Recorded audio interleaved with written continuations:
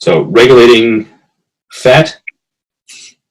All right, so we have billions of fat cells, and basically if they get fat, you get fat.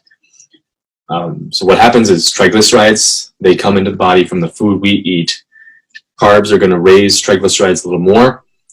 Fat, as long as it's a good fat, is going to lower the triglycerides, and protein is pretty much null on triglycerides unless you eat too much protein, then because protein can be transformed into glucose, which is carbohydrate, through a process known as gluconeogenesis.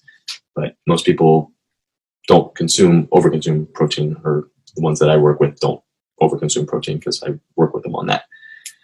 So what happens is food comes in the body, they're broken down into fatty acids to deliver it to the right places, and once they arrive at the fat cells, they enter the fat cell, turn into a triglyceride.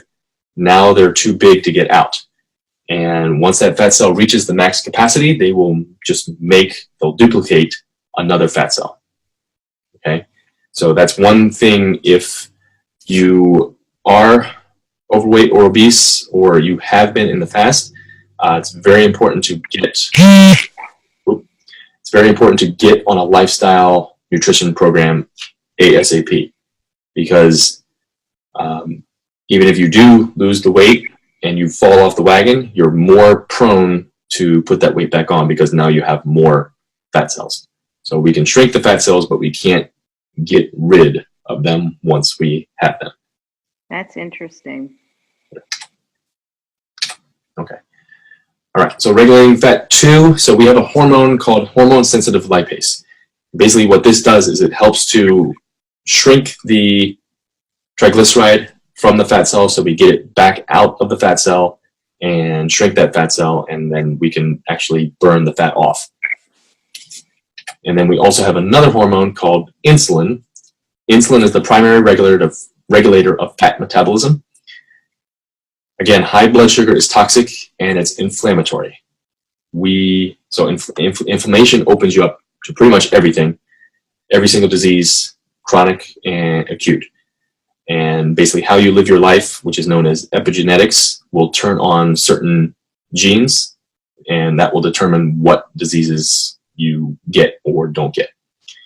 Okay? And turning on hormone-sensitive lipase, it basically just requires a negative influence of insulin. Okay?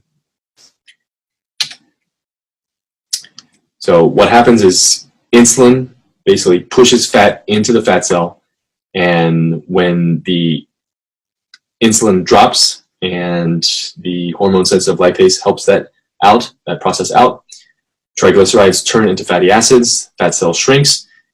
Carbohydrate is the main driver of fat because carbohydrate drives blood sugar, and when blood sugar is elevated, your pancreas releases insulin to lower that blood sugar back down.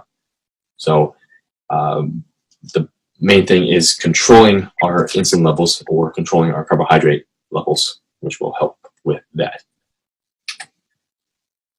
Okay, so based on that, the other definition is obesity is a hormonal dysregulatory disorder, and insulin is basically the king of the hormones causing obesity and overweightness.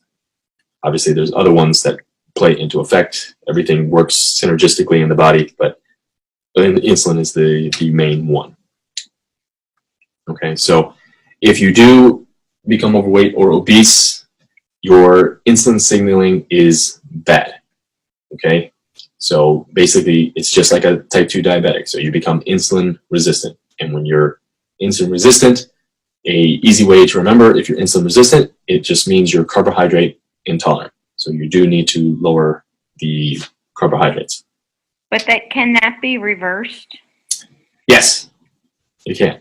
It depends how long and how severe it is, but it can be reversed. So type 2 diabetes, there's a bunch of people that have gotten rid of it. But the insulin resistance, it urges away when the type 2 goes away. Say that again? Or once you're insulin resistant, are you always insulin resistant? No, you are not. No, Okay. you can reverse insulin resistance. Yeah. But once you get it and you reverse it, if you fall off the wagon, then it's a lot easier to get it back. Okay. But obviously, you have to follow a lifestyle program and not go through that. Right. Okay. All right. So just a quick example of how calories and nutrients behave differently in the body is if you take a 6'4" athlete, 10% body fat, versus an obese person, both eat the same diet, same nutrients, same calories. 3 different pathways occur when you're consuming a carbohydrate. So what's going to happen is the 3 pathways are it goes to the liver to be used as immediate energy. Number 2 is it goes to your muscles to be stored in your muscles as muscle glycogen.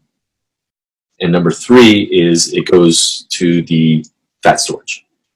Okay, so with the athlete, it's basically first and foremost, it'll go to his immediate energy.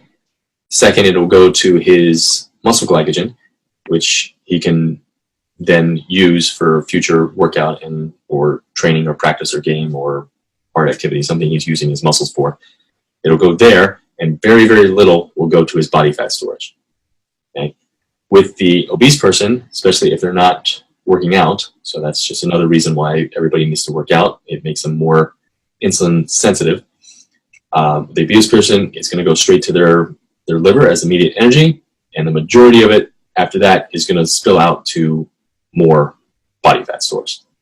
Okay, so that's the 3 basic pathways. So liver, energy, muscle, glycogen, and then body fat.